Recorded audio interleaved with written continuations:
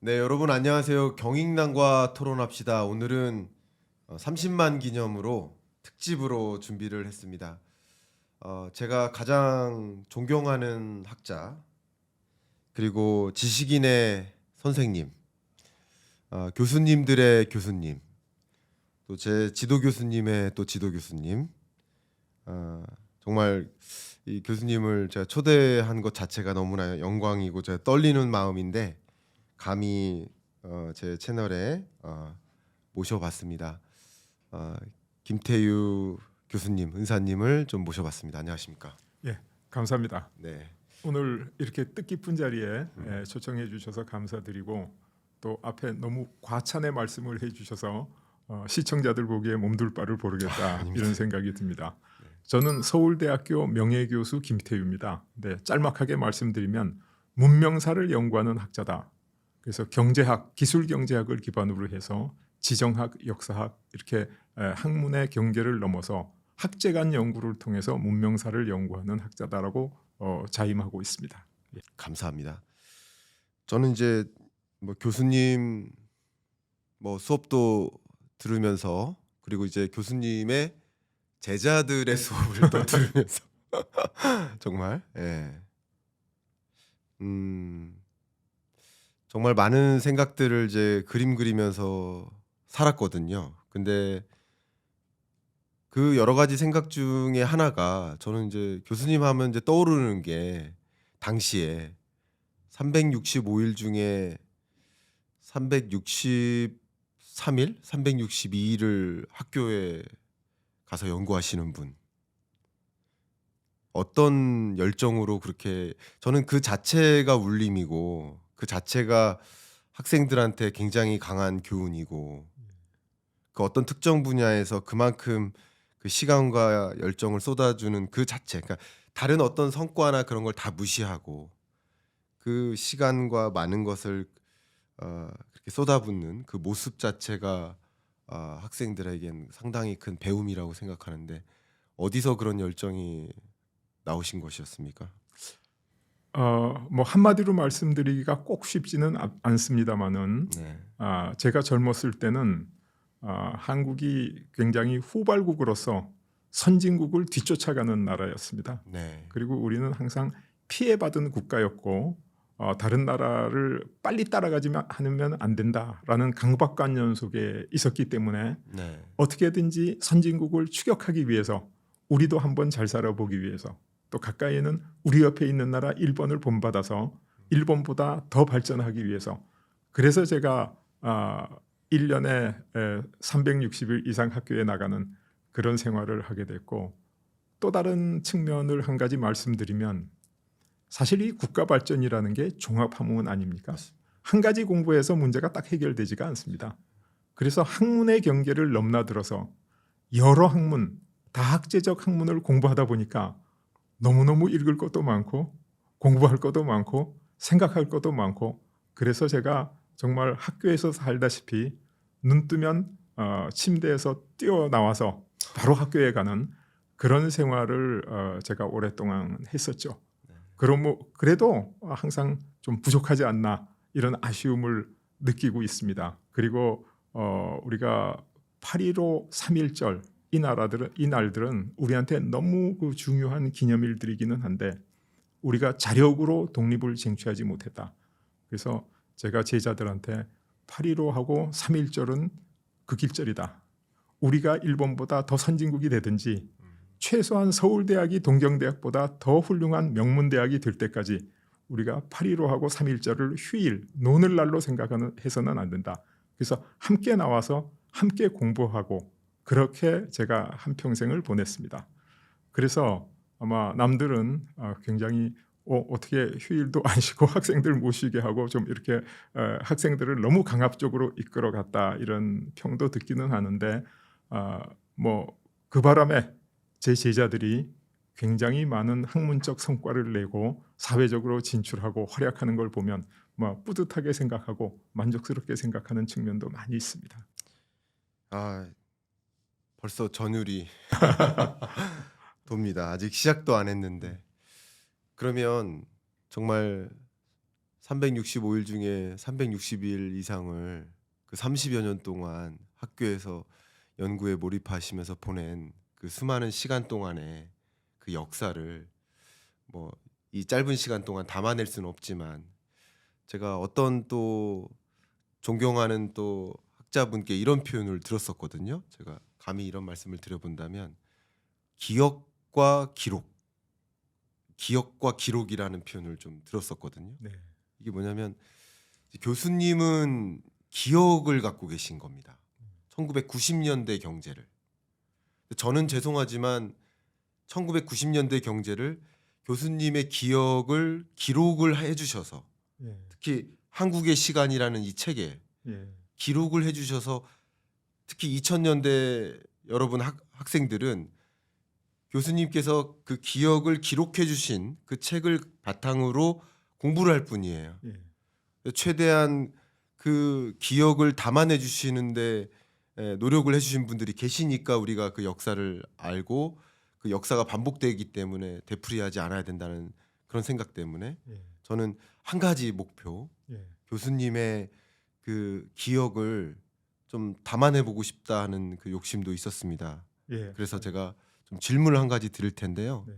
첫 번째 질문은 일단 우리 경제 그냥 아주 간단하게 지금 24년 끝자락인데요. 어떤 상황이라고 정의하십니까? 지금 우리가 당면한 이 경제가 지금 그냥 아주 그냥 순탄한 바다입니까? 아니면 정말 뭐 소용돌이가 앞에 이렇게 치고 있는 상황입니까? 어떤 상황이라고 혹시 정의하시는지 여쭤보고 싶습니다. 예. 사실 그 한마디로 정의하기가 쉽지는 않은데 안타깝게도 네, 현재 우리가 그 직면하고 있는 상황은 상당히 절망적이다 이런 생각을 합니다. 절망적인 상황. 예, 이런 얘기를 말씀드리기가 사실 굉장히 송구스럽기는 하지만은 그러나 우리가 그 희망이 없을 때는 절망을 얘기해서는 안 됩니다. 아, 왜냐하면 더 절망하기 때문에. 네, 그러나 우리는 이 절망을 벗어날 희망이 있고 기회가 있다고 확신하기 때문에 네, 우리가 이 절망을 얘기하고 또 절망으로부터 새로운 희망을 찾아내야 된다. 저는 그렇게 생각하고 있죠. 그래서 지금 그 골드만삭스 같은 그 경제연구소에서 2007년이었던 걸로 기억하는데 세계 경제 대전망을 발표했습니다. 네. 그래서 2025년이 되면 한국 경제가 어떻게 될 것이냐? 세계 2위가 될 것이다. 네, 그래서 그 전망을 보고 제가 정말 꿈에 부풀었었죠. 야, 우리가 일본을 이기고 중국을 제치고 미국 다음 가는 2위까지 올라가는구나. 그래서 왜 골드만삭스에서 그런 전망을 했었냐 보니까 한국에는 교육 수준이 굉장히 높지 않습니까? 네, 이 높은 교육 수준 그리고 아주 효율적인 정책을 써왔어요. 그리고 기술 혁신을 계속해 왔습니다. 그래서 이러한 것을 기반으로 해서 한국이 고도 성장을 지속해 왔기 때문에 그 성장세가 지속되면 대한민국은 세계 2위가 된다는 거예요. 놀라운 일이죠. 그러니까 네. 한강의 기적의 연장선상에서 본 한국의 미래였죠. 네, 그런데 15년 세월이 흐르고 2022년에 골드만삭스에서 새로운 장기 전망 보고서를 냈습니다. 2075년이 되면 세계 경제가 어떻게 될 것인가? 한국 경제가 세계 2위가 아니라 세계에서 약 24위 정도 될 거다. 네. 그래서 우리가 소위 개발도상국이라고 불러온 태국, 베트남, 필리핀, 말레이시아보다도 뒤떨어질 거다. 이런 전망을 발표했어요. 정말로 가슴 아픈 일이죠. 네? 정말로 가슴 아픈 일입니다. 그래서 왜 그렇게 전망할 수밖에 없었는가 보니까 우리나라의 저출산 문제가 지금 굉장히 심각합니다. 사실 우리 너무나 잘 알지만은 부부가 아이 2명을 낳아야 인구가 유지되지 않습니까? 그 이하를 저출산이라고 부르고 부부 2명이 1.3명 이하를 낳으면 초저출산이라고 부르는데 우리는 초저출산의 반밖에 안 되는 지금 0.7명대로 떨어져 있습니다. 네. 그래서 이게 뭐 정말로 심각한 문제죠. 네. 지금 이게 해결의 실마리가 보이지 않는 이 극초저출산 네. 이게 한 가지 문제고 또 하나는 그래도 우리가 좀 자랑하고 있고 세계적으로 인정받고 있는 첨단 제조 분야 네. 뭐 대표적으로는 반도체, 배터리 뭐 이런 분야죠. 그렇죠. 이런 분야가 앞으로 굉장히 위태롭다는 겁니다. 아, 위태로운 이유가 뭐냐면 지금 미국을 중심으로 한 선진국의 반격이 굉장히 심각하지 않습니까? 네. 미국이 지금 아메리카 퍼스트에서 아메리카 온리주의로 가가지고 모든 제조업을 지금 미국 내로 환원시키겠다. 네. 그리고 일본이 이제 한국에게 여러 가지 빼앗긴 산업 영토 이걸 되찾으려고 굉장히 노력하고 있죠. 네. 그래서 선진국의 반격이 심각합니다. 거기다가 이미 우리를 뒤쫓던 중국은 우리를 앞섰다 그래도 과언이 아니죠. 여러 분야에서 이미 앞섰습니다. 그렇습니다. 뭐 반도체 D램 일부를 제외하고는 이미 우리를 기술적으로 압도하고 있고, 그 다음에 뭐 동남아시아 국가들도 아주 우리를 굉장히 맹렬히 추격하고 있습니다. 그러니까 선진국의 반격하고 개도국의 추격 사이에서 우리가 소위 샌드위치, 넛크래커 신세가 된다. 이게 뭐 눈에 보이는 현실이죠. 네. 그다음에 세 번째로는 요즘 이 세계 4차 산업혁명을 주도하고 있는 플랫폼 산업이라든가 예. 인공지능이라든가 이런 첨단 디지털 분야에 우리나라가 국제 경쟁력이 굉장히 떨어진다는 거죠. 이건 한국의 문제만은 아닙니다. 미국을 제외한 일본, 한국, 유럽 전부 다 뒤떨어져 있습니다. 미국만이 아주 독보적으로 치고 나가고 있죠. 그래서 우리는 지금 과거에 갖고 있던 장점은 그럼 어디로 갔는가? 우리의 그 교육 수준, 높은 교육 수준, 그게 주입식 암기 교육이라서 과거의 모방 경제로서 선진국을 추격할 때는 도움이 됐는데 네. 이제는 창조적이고 새로운 미래로 가는 데는 오히려 장애 요소가 되고 있다. 4차 산업혁명을 저해하고 있다. 거기다가 IMF 경제위기 이후로 우리나라는 효율적인 정책을 잃어버리고 있습니다. 효율적인 정책이 나오지 않고 있어요. 그다음에 그 기술 혁신도 별로 되지 않고, 기술 혁신이래 봐야 우리나라의 대기업 일부 분야에서는 그런 대로 하고 있는데 중소기업이라든가 벤처라든가 스타트업 분야에서는 기술 혁신이 뭐 선진국에 비해서 많이 뒤떨어지고 있죠. 그래서 우리의 장점은 다 상실되고 우리의 단점은 노출되고, 그래서 이제 굉장히 절망적인 상태가 아닌가. 그래서 이 문제에 대한 근본적인 해법은 국가가 어떻게 발전해 가서 4차 산업혁명을 통해서 어떤 세상으로 갈 것인가라는 국가 발전의 기본 원리에 대한 이해를 기반으로 출발하지 않으면 안 된다. 네. 단편적인 사건으로 이런 것들을 해결할 수는 없다. 네. 이런 생각을 가지고 있습니다. 아, 너무 중요한 말씀 예. 주셨습니다. 그러니까 막 임시 방편적인 그렇죠. 하나하나 뭐 이런 대응이 아니라 예, 예. 그 정말 이 뭐 데일밴드 붙이듯이 뭐 그런 처방이 아니라 예, 그렇죠. 근본적인 어떤 대응을 좀 더 생각을 해야 될 예, 텐데 예. 말씀하셨던 것처럼 지금은 현재 우리 경제가 좀 절망적인 상황이에요. 이대로 놔뒀다가는 그렇죠. 필리핀보다 더 못한 예. 소위 개도국으로 전락할 수도 예. 있다라는 정말 절망적인 상황임을 강조해 주셨습니다. 예. 그러면 지금 거꾸로 갔는데요, 일부러. 예. 그런 앞으로 우리가 좀 장기적으로 봤을 때 2072년까지로 상정했을 때 좀 절망적이지만 교수님께서 그동안 이 학자로서의 커리어를 살아오시는 그 기억을 도듬어 보신다면 정말 눈부신 성과를 이뤄왔지 않습니까? 그동안의 우리 한국 경제를 좀 되돌아 보신다면 예. 한번 이 부분을 좀 설명해 봐 주십시오. 특히 교수님께서 남겨주신 책 예. 한국의 시간, 예. 또 제자 김현배 교수, 예. 두 분의 수업을 다 들은 제자인데 예. 그 한국의 시간이라는 그 책은 제가 링크로 또 남겨드리겠습니다만 지난 시간은 어땠었고 또 그것이 지금 분기점처럼 뭔가 바뀌는 기조인 거잖아요. 예. 한강의 기적이라고 예. 불리는 그 부분도 한번 좀 설명을 부탁드리겠습니다. 아주 네. 좋은 지적이십니다. 네. 이 과거에 대한 회고가 미래에 대한 어떤 디딤돌이 되기 때문에 우리가 네. 꼭 그게 필요한데, 사실 그 60년대 한국 전쟁 이후에 정말로 대한민국은 희망이 없는 나라였습니다. 그래서 어떤 외국인은 이 땅에서 희망을 찾을 수 없다, 한국을 방문해보고 이런 얘기도 했고, 그 당시에 한국 사람은 굉장히 패배주의가 만연하고 있었고 자조적으로 한국 사람들을 조선 엽전 이렇게 불렀습니다. 요즘 젊은 사람들은 그런 말을 들어본 일도 없고 상상도 안 되고 인정할 수도 없는 일이었는데 네. 그 당시에는 사람들이 너무나 당연하게 받아들였죠. 우리는 금전이나 음전이 아니야, 엽전이야, 이렇게들 이야기를 하고 있었습니다. 네. 근데 그럴 수밖에 없었던 게 사실 경제 성장의 3대 요소 그러면 자본과 기술과 천연 자원 이렇게 볼 수 있거든요. 네. 우리는 한 가지도 없습니다. 쉽게 말해서 비빌 언덕이 있어야지 뭐든지 좀 시도를 해볼 텐데 네. 우리는 아무것도 없었죠. 네. 그래서 아주 그 당시의 상황이 절망적이었던 게 우리 선조들의 잘못이 아니라 실제 객관적인 상황이 그랬다는 거죠. 그런데 1961년도에 그 제3공화국이 들어서고 아주 야심적인 계획을 세웠습니다. 네. 대한민국을 수천 년 농업국에서 공업국으로 바꾸겠다. 이런 계획을 해가지고 경제개발 5개년 계획을 작성했죠. 작성해서 우리나라의 이 철광석부터 강철까지 만들어내는 일관 제철소를 짓고 대한민국 산업을 아주 공업화하고 이런 계획을 가지고 1차 경제개발 5개년 계획을 짰는데 우리가 돈이 없으니까 미국이나 국제기구에 돈을 빌려야 되지 뭐 시작할 수 있지 않습니까? 근데 미국이나 국제기구에서 다 거절했어요. 너희는 더 이상 원조를 하지 못하겠다. 원조를 중단하겠다고 위협까지 했어요. 왜? 안 될 일을 하고 있다 너희들은. 너희가 가진 게 뭔데 그게 성공한다는 보장이 하나도 없지 않느냐.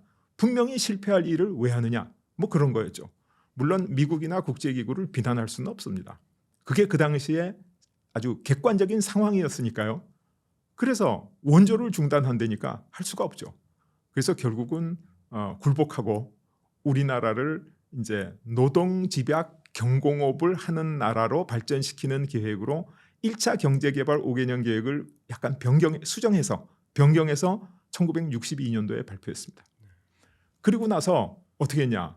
우리 그 서독에 파견한 광부 간호사들 그 송금 그리고 우리가 그 굴욕적이었다고 비난도 많이 받고 있지만은 대일 청구권 자금을 확보하고 그다음에 월남에 파병하고 그래서 우리 나름대로의 자본을 그 독자적인 자본을 어느 정도 축적한 다음에 그 1972년도에 3차 경제개발 5개년 계획에서 본격적으로 대한민국의 중화학공업을 시작했죠. 그 3차 경제개발 5개년 계획의 중화학공업 대한민국 이 청사진 그 청사진이 바로 우리가 자랑하는 한강의 기적의 모습입니다. 그래서 우리가 한강의 기적에 그걸 이루게 된 거죠. 근데 일부에서는 한강의 기적 그러면 라인강의 기적이 진짜 기적 아닌가?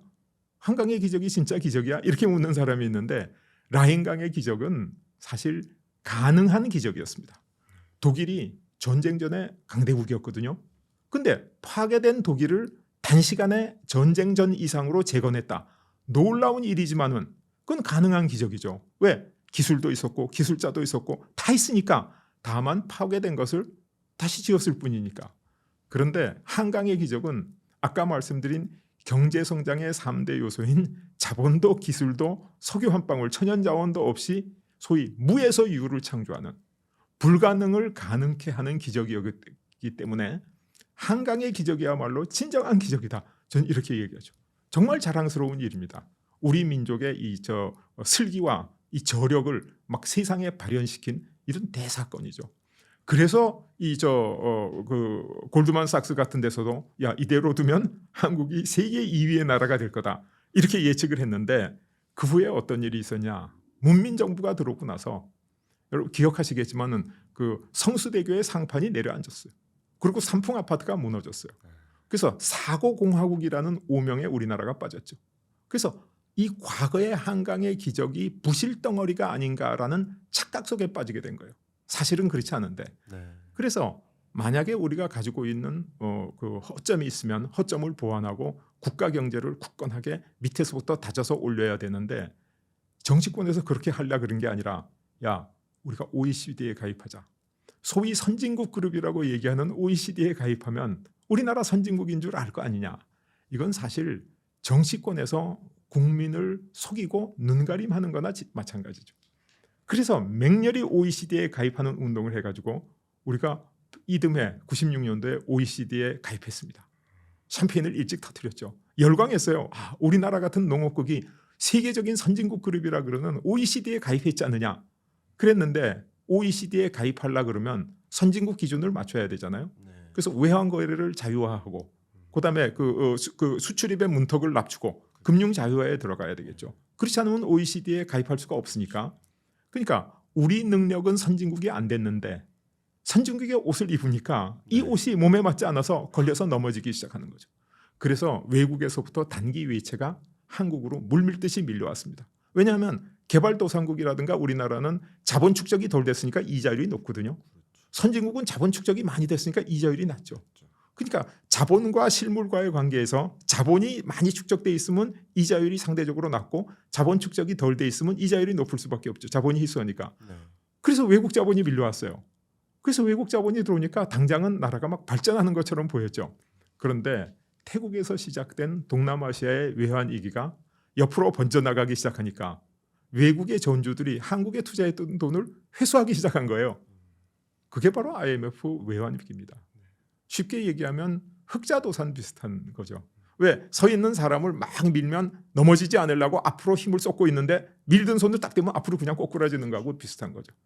그래서 저는 IMF가 과거에 우리나라의 경제 개발을 너무 빨리 하느라고 약간의 부작용 또 여러 가지 부작용이 실제로 없지는 않았습니다.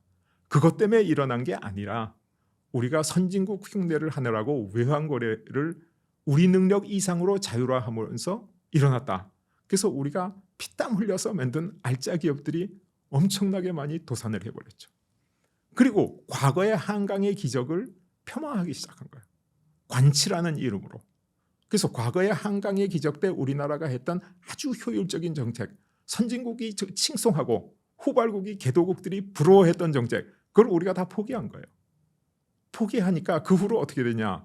우리나라 경제가 지금 30년 동안 6개 정부를 거치면서 매 정부, 매 대통령 임기마다 평균 1%씩 경제 성장률이 하락하고 있습니다.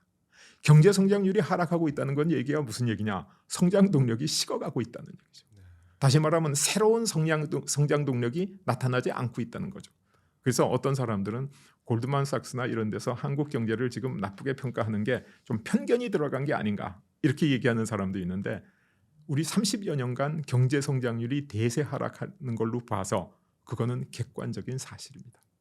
그래서 지금 우리 지나간 과거를 회고하라 이렇게 말씀을 하셨는데 정말 자랑스러운 한강의 기적을 이루고 한국민의 저력과 슬기를 세상 만방에 보인 과거가 있는가 하면 네.